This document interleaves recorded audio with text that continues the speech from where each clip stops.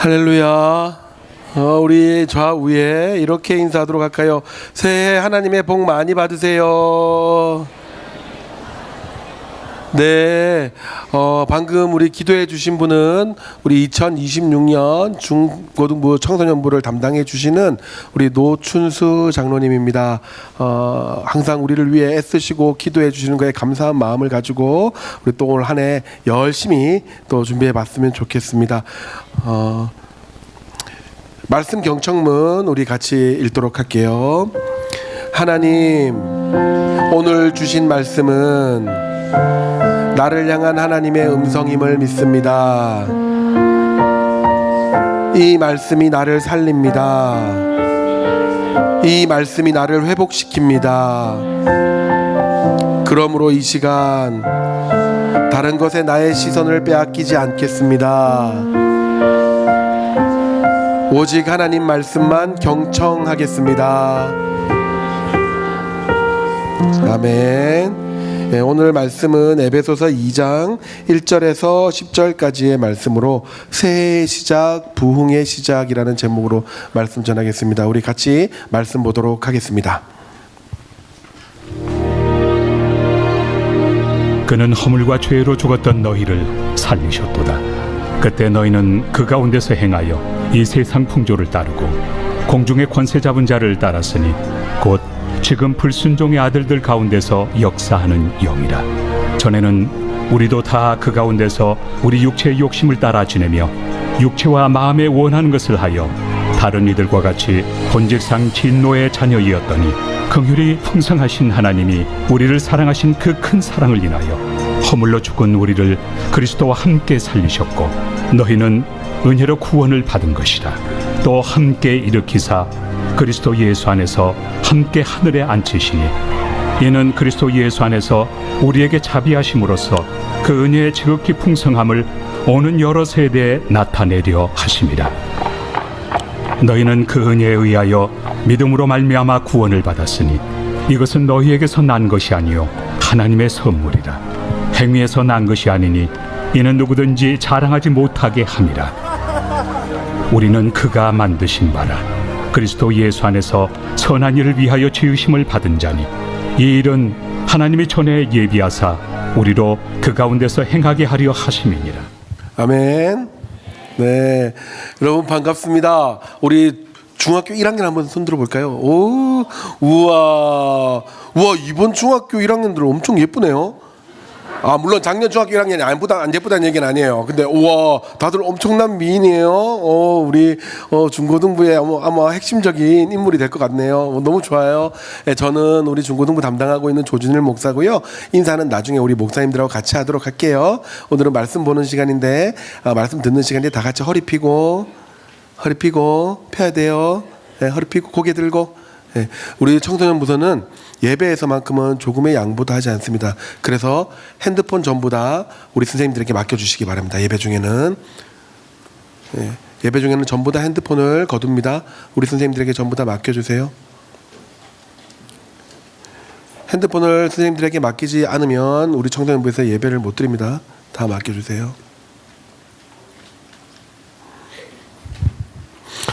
PPT 열어주시고. 예전에 진짜 공부를 안 하던 한 친구가 있었는데요.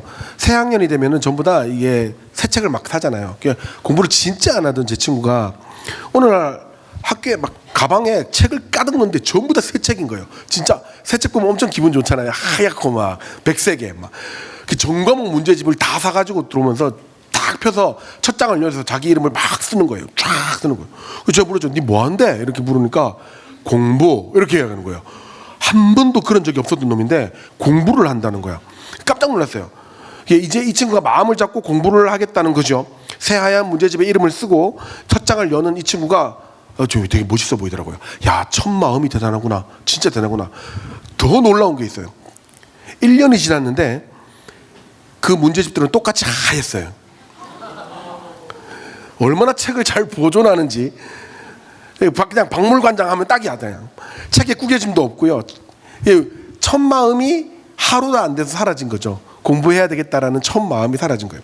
옛날부터 사람들이요, 올바른 삶을 살기 위해서는 첫 마음대로만 살면 된다라는 말을 많이 합니다. 그리고 많이 인용하는 시가 있어요. 그게 뭐냐면 정재봉 시인의 첫 마음이라는 시입니다. 이거 제가 읽어 드릴 테니까 여러분 잘 한번 들어보세요. 시는 또 이 반주가 있어야 되는데 아무거나 한번 쳐볼래요? 반주자 아무거나. 저쪽에서부터 뛰어가. 자, 아무거나 괜찮아요. 굉장히 부드러운 걸로 드릉 해가지고. 오케이. 좋아. 자, 들으세요. 잘 들어봐요. 1월 1일 아침에 찬물로 세수하면서 먹은 첫 마음으로 1년을 산다면, 학교에 입학하여 새 책을 앞에 놓고 하루 일과표를 짜던 영롱한 첫 마음으로 공부를 한다면, 아팠다가 병이 나은 날에 상쾌한 공기 속에 감사한 마음으로 몸을 돌본다면, 세례를 받던 날에 빈 마음으로 눈물을 글썽이며 교회를 다닌다면, 여행을 떠나는 날 차표를 끊던 가슴 뜀이 식지 않는다면, 이 사람은 그때가 언제든지 늘 새 마음이기 때문에 바다로 향하는 냇물처럼 날마다 새로우며 깊어지며 넓어진다. 와, 너무 좋지 않아요? 진짜 좋지 않아요? 전 이 시 새해 읽을 때마다 너무 좋아요. 자, 우리는 또 이제 청소년 보니까 수능에 시가 나왔을 때 전형적인 5가지의 문항 형식이 있습니다. PPT 열어주세요. 네. 그 중에 5번을 보면 다음 시를 읽은 독자의 반응으로 적절하지 않은 것은 1번 아침에 찬물로 세수를 다시 해야겠다. 2번 세례를 받은 날이 언제인지 모르겠는데 찾아봐야겠다. 3번 직장을 갈 때는 신발끈을 멜 필요도 없이 슬리퍼를 신어야겠다. 4번 내가 처음 가졌던 마음이 무엇인지 되돌아보고 하루하루를 첫 마음으로 살아야겠다. 몇 번? 네. 잘 사는 인생이라는 거는요, 나의 첫 마음, 내게 주어진 첫 번째 무언가 사물이나 대상을 대하는 진솔한 마음을 잃지 않는 것에부터 시작합니다. 여러분, 오늘 우리가 읽은 에베소서는요, 에베소라는 도시에 있는 교회를 향한 바울의 편지예요. 계속 띄워주세요. 에베소 교회가 있던 이 에베소라는 도시는 아주 다양한 인종들과 문화들로 막 혼동해 있었거든요. 우상이 굉장히 판치는 동네였었어요. 이 문화도 많이 다르다 보니까 많이 싸우기도 했고요. 서로 다르다 보니까 서로를 이해하려는 노력도 굉장히 많이 부족했던 교회였던 것 같습니다. 그래서 이 에베소서를 쓴 이유는요, 교회의 첫 마음, 교회를 향한 첫 마음, 너희가 교회로서의 첫 모습을 잃지 않았으면 좋겠다. 그 첫 마음을 잃지 않고 교회로서의 바울의 가르침을 받아서 교회로서의 원래의 모습대로 서로가 연합하고 화합하고 화목하는 그런 하나가 되는 그런 교회가 됐으면 좋겠다라는 마음으로 쓴 것이 이 에베소서예요. 오늘 우리가 읽었던 2장 1절부터 10절까지는요, 원래 교회의 모습을 잃어버린 에베소 교회에게 바울이 너는 원래 첫 마음을 가졌던 어떤 사람이고 무엇을 해야 되는 사람이며, 교회인 너는 그래서 다시 교회로서의 모습으로 네가 첫 마음을 회복시키게 하는 것을 주제로 하고 있습니다. 여러분, 우리가 오늘 새해 첫 주에 에베소서를 본문으로 정한 이유가 있는데요, 바로 이것 때문이에요. PPT. 에베소서의 핵심이 교회의 정체성은 무엇인가, 그리고 교회의 원래의 모습을 회복하라는 것이고, 우리가 첫 주에 이 설교 말씀을 하는 이유는 이번 한 해 2026년에 우리가 달려나가야 될 표가 바로 이거기 때문이에요. 다 같이 읽어볼까요? 시작. 네, 우리 교회 전체의 표가 다음 세대의 마음을 쏟는 애예요. 그럼 우리는 항상 담임 목사님이 우리 교회에 정해주신 표를 그대로 중고등부에 넣거든요. 그러면은 뭐겠어요? 우리 중고등부의 표는 다음 세대의 마음을 쏟는 중고등부란 말이에요. 근데 이렇게 정하려니까 조금 이상해요, 마음이. 우리가 다음 세대잖아요. 그죠? 우리가 마음을 쏟아? 이게 뭔가 이상한데? 그래서 우리는 우리한테 쏟아지는 마음을 받아야지. 그죠? 그래서 몇 가지 생각을 했었죠. 표를 살짝 바꿔볼까? 해가지고 다음 세대의 마음을 쏟는 해니까 쏟아지는 마음을 잘 받는 청소년부? 뭔가 이게 뭔가 좀 쏟는 마음 잘 받는 다음 세대? 뭐 이렇게 할까? 이렇게 생각했거든요. 근데 다음 세대의 마음을 쏟는 중고등부, 이거를 계속 묵상을 하니까, 에베소서 말씀과 함께 계속 묵상을 하니까 괜찮아요. 여러분, 지금 이 말 잘 듣고 생각해봐요. 여러분은 다음 세대인 여러분 자신을 위해 얼마나 마음을 스스로에게 쏟아봤어요? 여러분 컴퓨터에 해당하는 신나게 마음 쏟았고, 앱에다가 게임하는 거 엄청 많이 쏟았고, 많이 쏟았죠, 딴 데다가. 근데 여러분 스스로의 진짜 정체성에다가 얼마만큼 마음을 쏟아봤어요? 진짜 우리 교회, 진짜 공동체, 진짜 내가 있는 우리 가족, 그 그리스도인으로서의 내 삶을 위해서 얼마나 마음을 다해서 살아봤어요? 여러분 진짜 나를 위해 마음을 쏟는다는 거 이거 쉽지 않거든요. 봐요. 진짜 나를 잘 살게 하기 위해서, 나를 건강하게 하기 위해서, 영적으로나 육적으로나 건강하게 하기 위해서, 심리적으로 건강하기 위해서 마음을 쏟는다면 어떻게 해야 되는 줄 아세요? 지금까지 내가 살던 대로 살면 안 돼요. 내 스스로가 나를 건강하게 해서 하나님 앞에서 나의 본래의 정체성을 찾으려고 한다면 내가 살았던 대로 살면 안 된다고요. 오락 좋아하면 안 돼요. 중독되잖아요. 시간 허투루 보내면 안 된다고요. 내 시간은 하나님께서 주신 소중한 시간이잖아요. 시간 그렇게 쓰라고 하나님이 주신 거 아니거든요. 나쁜 음식 먹으면 안 돼요. 일찍 자고 일찍 일어나야 돼요. 핸드폰 쓰면 안 돼요. 나한테 마음 쏟으면 그런다니까요. 여러분 우리가 절제해야 될 게 너무 많은 거예요, 이 세상 살아가면서. 그래서 제가 이거 묵상하다가 와, 진짜네. 내가 해야 할 것을 하고 내가 하지 말아야 될 것을 하지 않아서 나의 본 모습을 찾고 나의 바른 삶을 다시 한번 회복하게 하는 것, 그리스도인으로서의 삶을 다시 회복하게 하는 것, 나에게 스스로, 다음 세대인 이 교회의 다음 세대인 나에게 스스로 마음을 쏟는 애. 우와, 대박. 좋지 않아요? 그래서 다음 세대인 나에게 스스로가 마음을 쏟아 하나님께서 건강하게 만드시는 그 삶을 되찾고 하나님이 꿈꾸시는 건강한 공동체가 되며 건강한 사람으로 성장하게 가는 우리 대형교회 청소년부가 되게 하는 것, 하나님이 기뻐하시고 사람들이 존귀하게 여기는 우리의 삶이 되게 하는 것. 그래서 다음 세대에 마음을 쏟는 중고등부. 와, 너무 좋다, 그렇죠? 저는 그렇게 생각을 했었어요. 그것이 여러분 성경에서 말하는 부흥입니다. 그게 부흥이에요. 그게 곧 개혁이라고요. 다음 세대에 마음을 쏟는 중고등부가 바로 부흥하는 중고등부며, 나 자신에게 마음을 쏟아 하나님이 주신 그 마음을 다시 되살리는 것, 그것이 바로 부흥이며 개혁인 거예요. 여러분 작년과 똑같은 삶을 살면 그것도 나름대로 의미가 있겠지만, 세상의 많은 신학자들이 우리가 믿는 이 신학을 뭐라고 이야기하냐면 개혁 신학이라고 해요. 개혁주의 신학자들이라고 해요. 왜 개혁주의라고 이야기하는 줄 아세요? 데모하고 이거 아니에요. 진짜 개혁주의가 뭐냐면 어제의 나로부터 잘못된 것을 개혁하는 것이 개혁주의예요.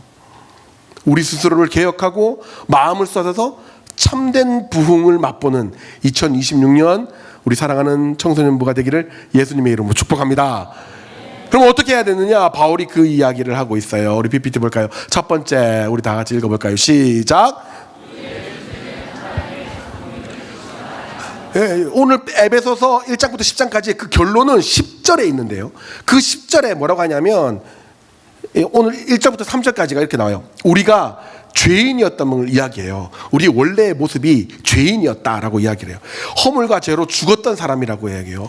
구체적으로는 세상 풍조를 따라가고 공중의 권세를 잡은 사탄을 따라갔다고 해요. 그게 죄인이니까 그렇겠죠. 육체의 욕심을 따라 살았고 육체의 마음에 원하는 것을 하는 본질상 진노의 자녀라. 본질상 진노의 자녀라. 그냥 막 전부 다 분노장이었다는 얘기예요. 여러분 화날 때 있어요? 없어요? 많죠? 근데 유독 화 많이 내는 사람 있죠. 유독 여러분 보세요. 폭력과 범죄는 항상 진노를 통해서 시작돼요. 그리고 이 진노는 영적 공중권세를 잡은 사단의 대표적인 특징이에요. 우리가 진노의 자녀가 되었다는 것은 그 사단의 자녀가 되었다. 원래 사단의 자녀였다는 거예요. 그래서 화를 내고 범죄를 하는 데 있어서 아무런 양심의 거리낌이 없어요. 특히 청소년부 되면 그나마 이렇게 순종하던 한꺼풀이 이렇게 벗겨지거든요. 이게 뇌가 자라는 이 과정이긴 한데 거의 감정이 그냥 있는 그대로 직관적으로 표출이 돼요. 직설적으로 표출이 돼요. 화를 못 참는 사람들이 있었죠. 우리 청소년 부대도 엄마한테 화 진짜 잘 내는 사람 있죠. 만만한 사람한테 화 나 잘 내는 사람 있죠. 저도 그랬어요. 막 엄마한테 대들고 막 그러다가 아빠 나오면 아빠한테 엄청 맞고 막 이거 계속 반복했어요. 저희 아버지 경찰관이셨거든요. 유도 4단에 태권도 2단에 막 이래가지고 아버지가 오는 그냥 찍소리 안 하고 방에 있다가 엄마가 다 구자질하면 끌려가서 맞고 막 이랬거든요. 근데 이상하게 그 다음날 엄마 없으면 아빠 없으면 또 화내고 그러더라고. 우리 삼형제가 다 그렇게 맞고 자랐어요, 아버지한테. 여러분도 마찬가지잖아요. 어디 가서 막 화가 그렇게 나. 우리 본질적으로 우리는 죄인이라는 거예요. 그러니까 목사님 처음 청소년부 맡았을 때 17년 전, 18년 전이었죠. 청소년 뭐 중3 애들 맡았었거든요. 맡았는데 진짜 그때 애들은 지금부터 여러분들 진짜 착한 거예요. 여러분은 지금 계속 우리 목사님들 진짜 다양히 아주 억압과 폭압을 하는 우리 목사님들 사이에서 여러분 가스라이팅 당해가지고 지금 정말 착해진 거거든요. 근데 처음에 제가 중고등부 맡았을 때는 여기 말고 다른 교회에서 중학생을 맡았는데 진짜 와 그때 딱 알았어요. 아 저게 본질상 진노의 자녀구나. 이걸 진짜 딱 알겠는 거예요. 너무 귀여워. 애가 예뻐 여자애가 너무 예뻐. 그래 제가 첫날 진짜 처음 사역하러 왔습니다. 첫날에 애가 머리가 참 예쁘게 물들었더라고. 노란 머리. 조심했어야 돼. 노란 머리 보면 조심해야 되는데 그냥 난 너무 예쁜 거예요. 아이가 막 이렇게 약간 시크하게 막 이렇게 있길래 내가 정말 큰 소리로 누구야 하면서 아 네가 누구구나 진짜 반갑다 이랬거든요. 갑자기 나를 이렇게 위아래로 보더니만 이게 설교 중이라서 제가 다 표현하지 못해서 미안해요. 아우 티발 막 이렇게 나오면서 막 아우 티발 올라 시끄럽네 막 이러는 거예요. 중3한테 전도사가 첫 욕을 먹은 거야. 홍성현 전도사님 진짜 우리 착한 애들 만난 거 진짜 다행이라고 생각하세요. 저는 처음부터 티발 소리 들었다니까요. 티발 하면서 진짜 막 이런 거야. 내가 너무 충격을 받아가지고 이 친구한테 너 지금 뭐라 했어? 그랬거든요. 너 그러면 안 돼요. 그래 나는 티야 뭐 이렇게 얘기해야 되는데 내가 그냥 가서 이렇게 딱 얘기한 거죠.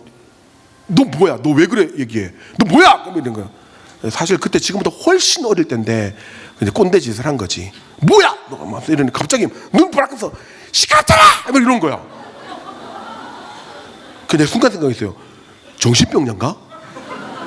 근데 아니야. 귀신 들렸나? 이런 생각을 했는데요. 왜? 하면서 갑자기 시끄럽잖아! 왜 시끄럽게 하냐고! 하면서 제발 하면서 나가는 거야. 노란 머리 휘날리면서. 너무 충격을 받아서 이렇게 톡 앉아 있었거든요. 그 부서를 이제 10년 넘게 하신 좀 나이 드신 이 교사가 옆으로 싹 와서 그 다 보셨어요. 탁 와서 탁 앉아서 웰컴 투 중등부 이렇게 이야기하셨어요. 그 선생님이. 그래 이제 그 친구 이제 그걸 봤어요. 쫙 보니까 그래 뭐 내가 이해할 만도 하고 그래도 화는 나지만 그래도 전도사가 어때요? 뭐라고 해요? 티발 소리 들어도 또 다가가야 되는 게 전도사잖아요. 그래서 티발 본질상 진노의 자녀에게 제가 이렇게 전화를 했어요. 전화를 또 받아. 나 아까 새로운 전도사님이야. 아까 전사님이 목소리 너무 크게 해서 놀랐지? 자 그랬어요. 얼마나 놀랐으면 티발이라고 했을까? 놀랐지? 그럼 가만히 있어요. 가만히. 너 보니까 이번 주에 생일이더라. 가만히 있어요. 목사님이 사과의 마음으로 선물 하나 갖고 싶은데 받고 싶은 거 있어? 가만히 있더니만 립스틱 이렇게 이야기하는 거야. 이런 아이들의 특징이 또 이렇게 이게 어이가 없어. 이게 야 거기서 어떻게 또 립스틱을 이야기할 수 있을까? 무슨 색? 분홍색. 알았어. 그래서 저희 아내한테 분홍색 하나 사달라고 해가지고 그 다음날 찾아갔어요. 찾아가서 탁 이렇게 주니까 정말 시크하게 고맙습니다. 이러고 받아요. 본질상 진노의 자녀가 이런 거구나 이렇게 이야기를 했는데 그리고 시간이 한참 지났죠. 이제 시간이 많이 지나서 어른이 되고 이 친구가 첫 취직했을 때 울산에 저를 찾아왔어요. 찾아와서 밥을 사주면서 그때 정말 감사했습니다. 그리고 모든 중학생을 거친 사람들이 항상 하는 말, 저는 그때 제가 왜 그랬는지 모르겠어요. 여러분, 제일 많이 우리의 분노가 느껴지고 감정이 뒤죽박죽 될 때가 바로 여러분 시기예요. 청소년 시기. 이런 상황이 계속되다 보면 우리는 우리 존재성에 대해서 자꾸 부정적으로 인식을 하게 됩니다. 내 얼굴은 엉망이다. 내 주인은 왜 그럴까? 나는 왜 이렇게 할까? 짜증난다. 아, 정말 싫다. 그러면서 자꾸 폭발하게 되죠. 그것을 더 폭발시키는 게 있어요. 바로 SNS예요.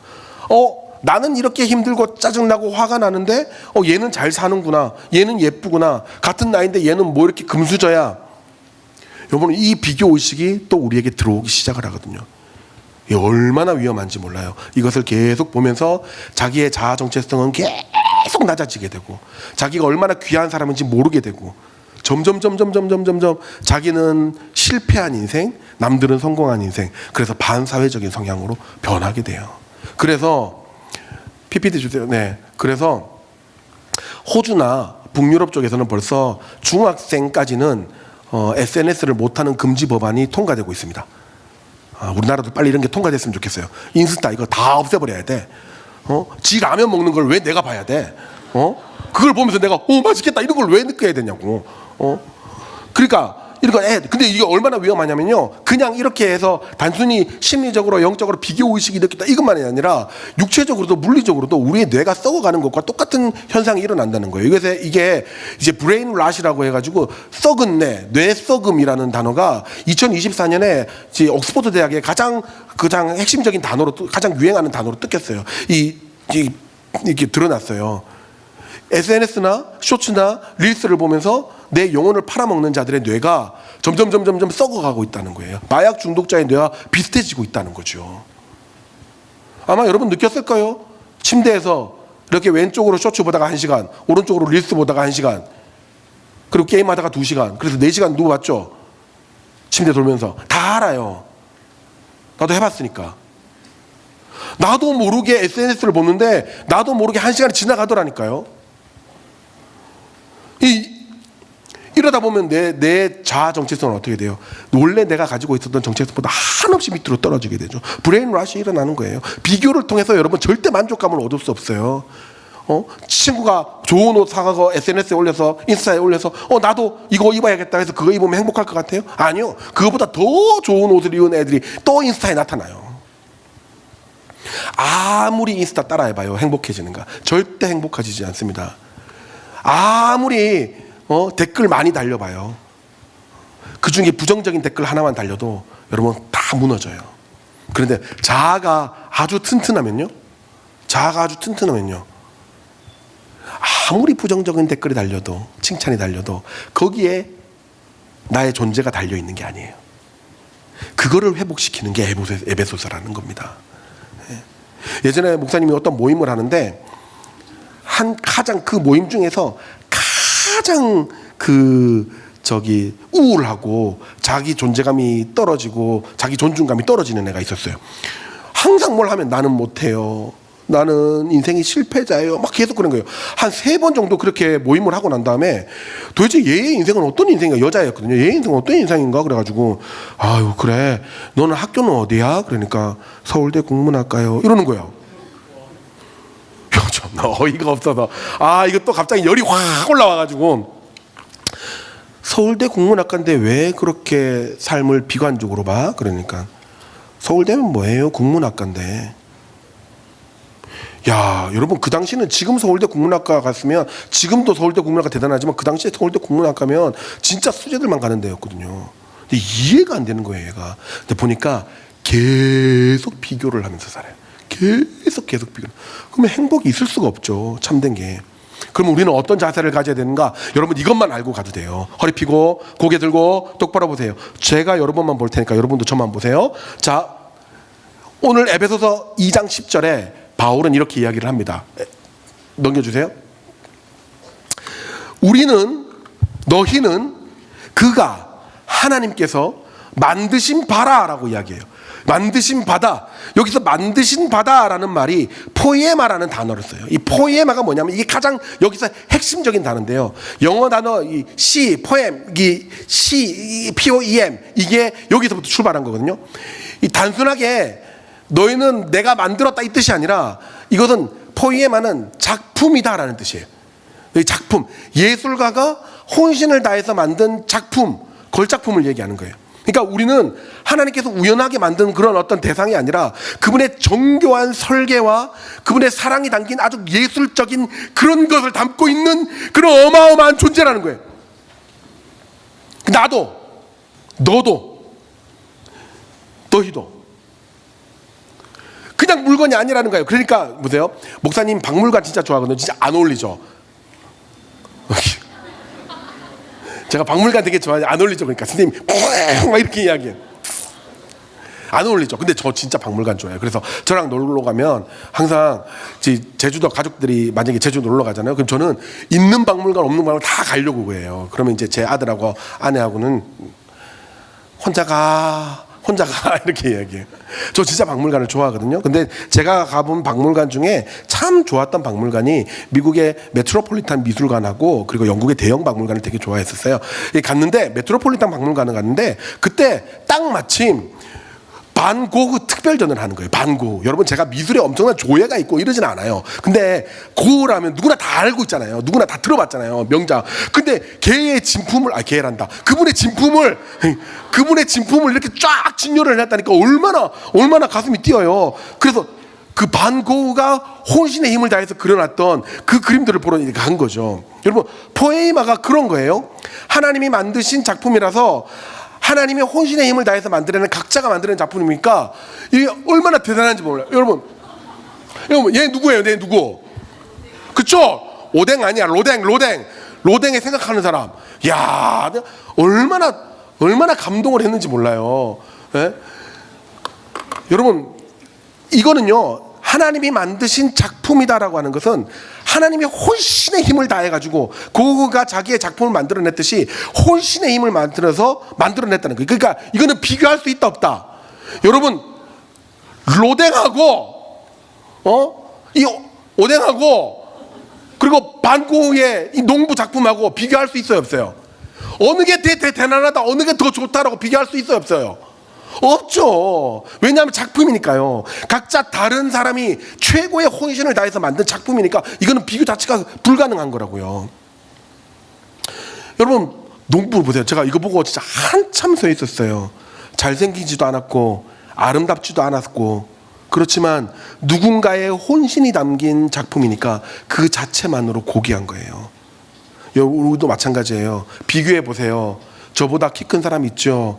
저보다 키 작은 사람도 있고 돈 많은 사람도 있죠. 잘생긴 사람도 있죠. 피부 좋은 사람이 있죠. 그거 다 맞춰서 여러분이 최고가 될 수 있을 것 같아요? 천만에요. 그런데 한 사람 한 사람이 하나님의 말할 수 없는 혼이 담겨 있다라고 생각해 보세요. 그럼 비교가 불가능한 거예요. 비교할 수가 없는 거예요.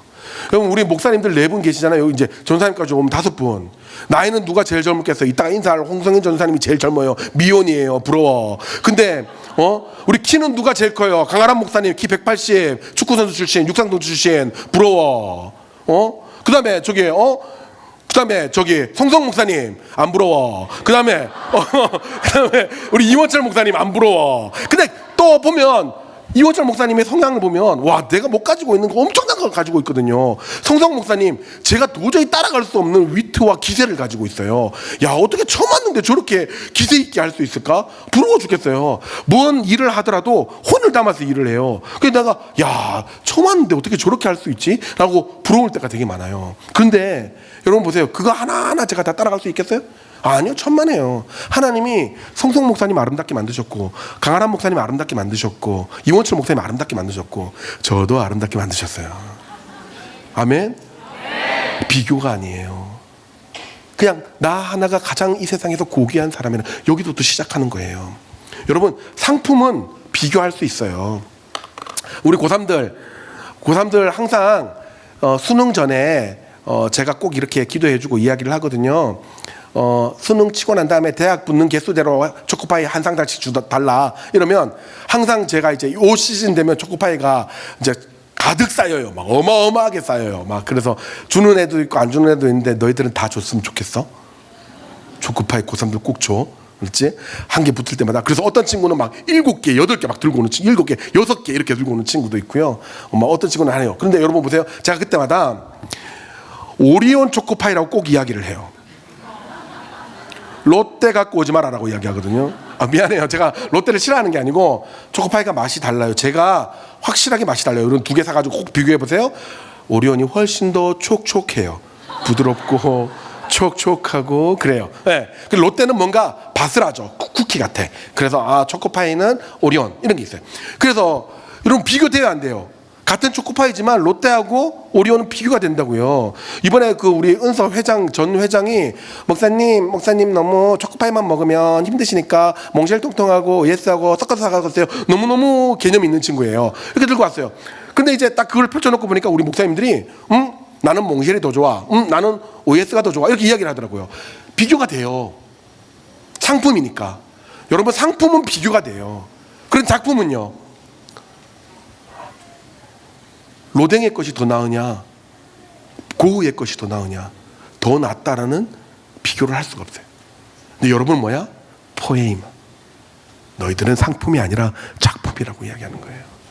하나님께서 혼을 다해 만드신 사랑하는 여러분, 세상의 어떤 가치와 잣대로 여러분을 매기려고 해도 여러분을 재단하려고 해도 나는 하나님 앞에서 이 세상에 가장 존귀한 작품으로 탄생한 존재임을 꼭 기억하시는 여러분 되시기를 예수님의 이름으로 축복합니다.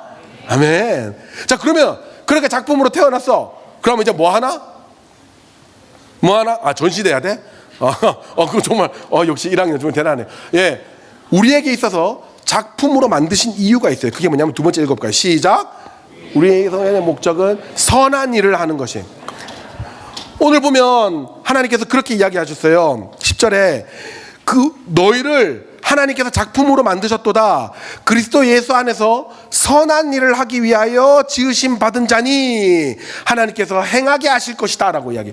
하나님이 우리를 작품으로 만드신 이유는 우리를 선한 일로 착한 일을 하기 위해서. 여기서 여러분 1절부터 3절까지 진노의 자녀였고 4절부터 9절까지는 그 진노의 자녀였던 우리가 그리스도 예수의 은혜로 말미암아 구원을 받았음을 이야기해요.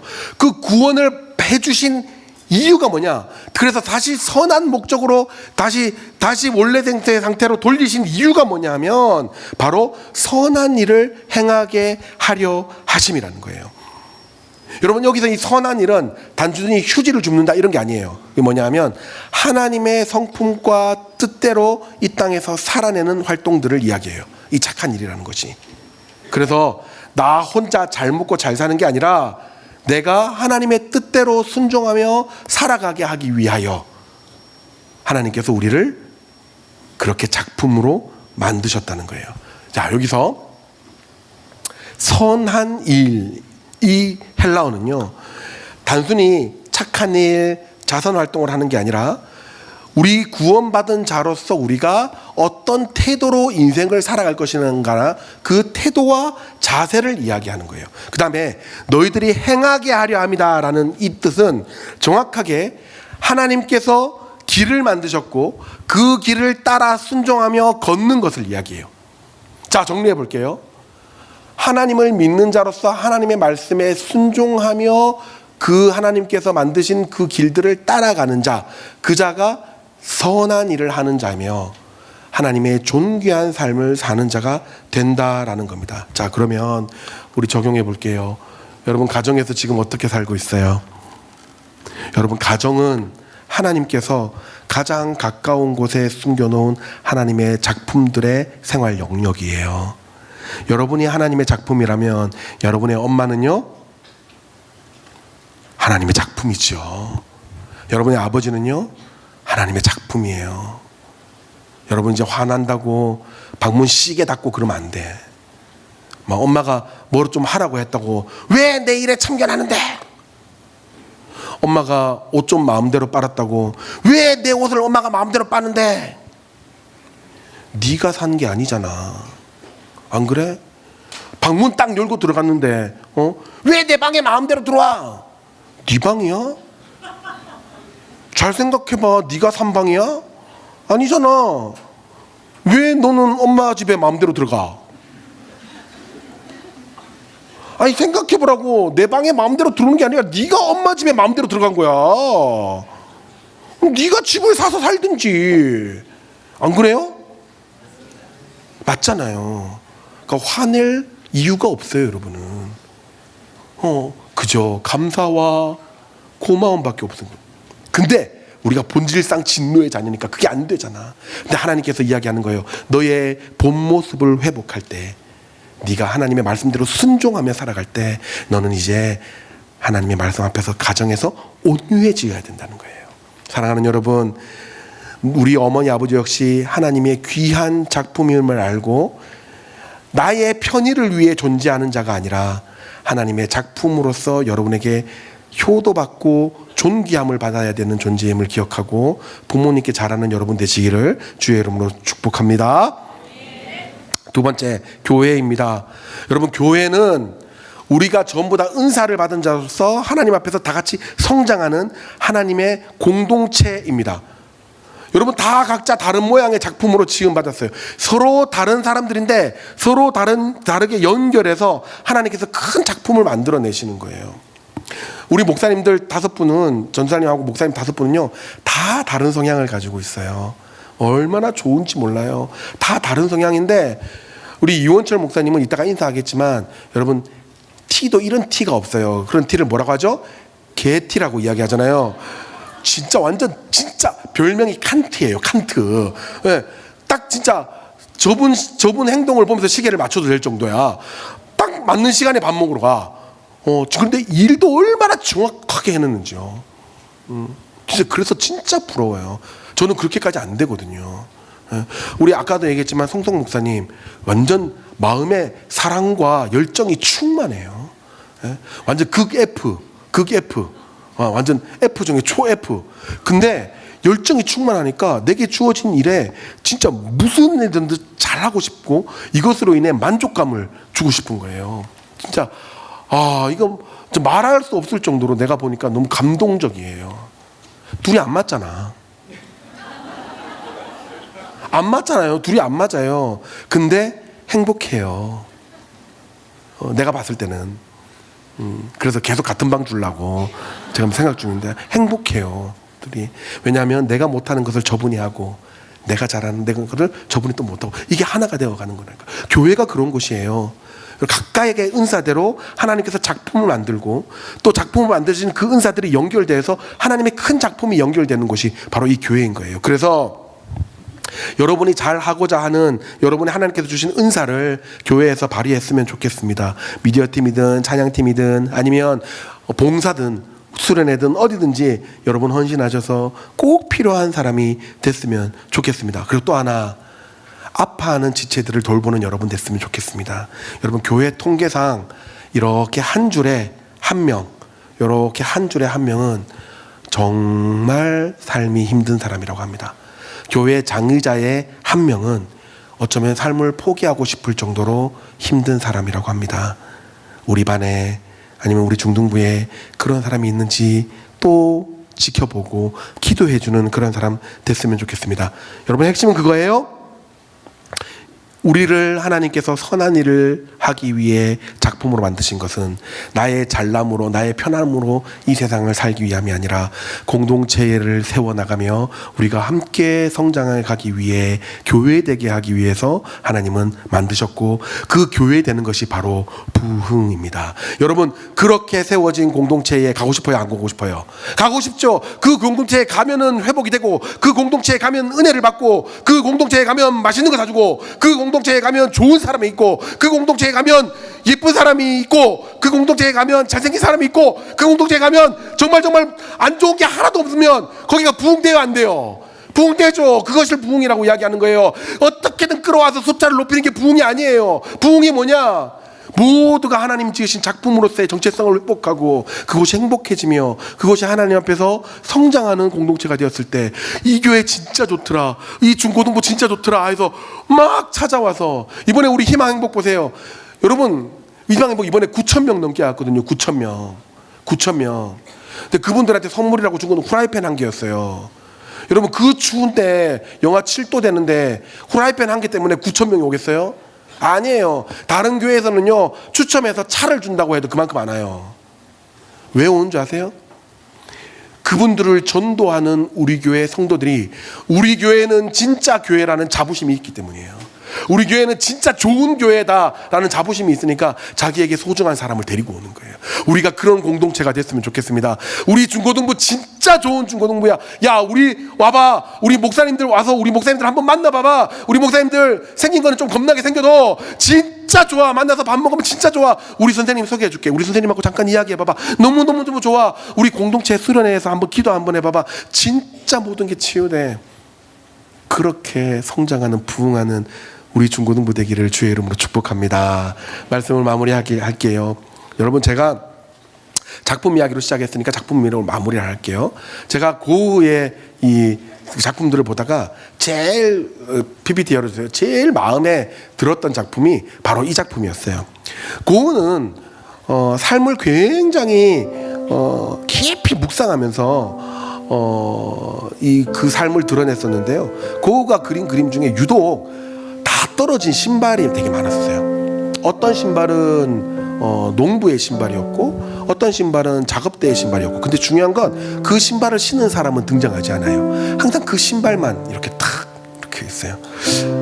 저 신발을 보고 많은 철학자들이 깊이 생각해서 해석들을 해놨어요. 아, 저건 농부의 신발일 것이다.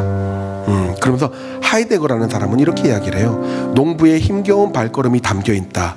신발의 묵직한 무게감 속에는 거친 바람이 불어오는 가운데 일직선으로 뻗은 밭고랑 사이를 묵묵히 걸어가는 농부의 끈질긴 걸음걸이가 담겨있다.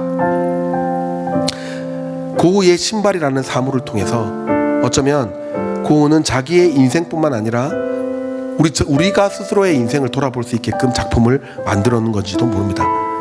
여러분, 여러분의 인생의 그 걸음이 하나님이 지으신 대로 작품이 됐으면 좋겠습니다. 한낱 신발에 불과하고 낡은 신발에 불과하지만 그것이 깊이 작품으로 만들어내는 예술가의 혼이 담기면 그 신발을 통해 전 인류가 시대를 거듭하며 감동과 회복을 누리듯이 여러분의 인생이 아무것도 아닌 것처럼 느껴져도 여러분의 인생이 하나님께서 혼을 불어넣으신 작품이란 것이 회복되면, 그리고 여러분의 신발에 정말 귀한 것들이 묻어나면, 그러면 그것으로 인해 사람들이 여러분의 삶을 통해 회복이 되고 은혜가 되는 역사가 있을 줄 믿습니다. 2026년은 그랬으면 좋겠습니다. 아, 마침 제 구두의 신발끈이 끊어졌더라고요. 오? 고흐의 신발? 이러면서 제가 그랬거든요. 옆에 사람이 살쪄서 그래, 이렇게 이야기하더라고요. 살쪄서 터졌던, 제가 오늘 그래서 터진 신발을 그대로 두고 왔어요. 신발끈이 탁 끊어진 신발을. 많이 뛰어다녔으니까. 뭐 살쪄서 그랬을 수도 있겠지만 많이 뛰어다녔으니까. 여러분, 옳은 일과 선한 일을 향해 많이 뛰어다니셔서 여러분의 가장 해진 인생의 한 부분이 가장 아름다운 작품이 되는 2026년이 되기를 주의 이름으로 축복합니다. 우리 같이 기도할까요?